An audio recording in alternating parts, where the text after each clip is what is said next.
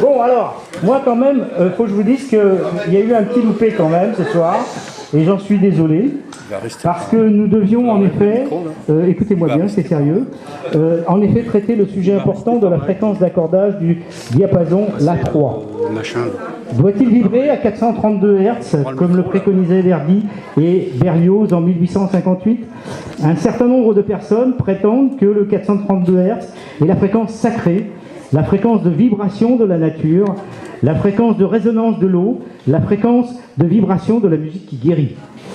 Et le La3 en 440 Hz que Hitler aurait, paraît-il, imposé en 1939, d'après les opposants, et maintenant, depuis janvier 1975, la norme universelle.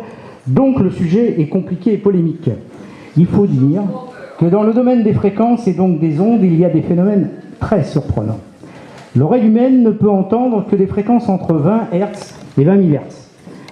D'ailleurs, moi, mon truc, il est plus étroit. Hein.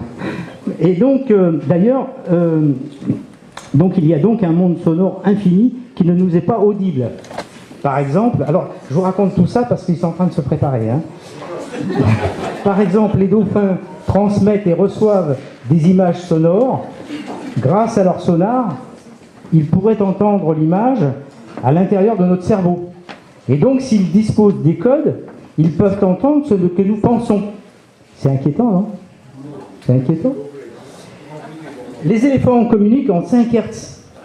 C'est ainsi que si vous voyez un troupeau d'éléphants, comme c'est fréquent dans la région, et c'est mon cas quand je sors du bar Le Clermont-Tonnerre à Chirins après la messe, vous les voyez se balancer, et ils sont roses. Eh bien, figurez-vous, ils bavardent. Ça trompe, non? Allez, vous êtes prêts?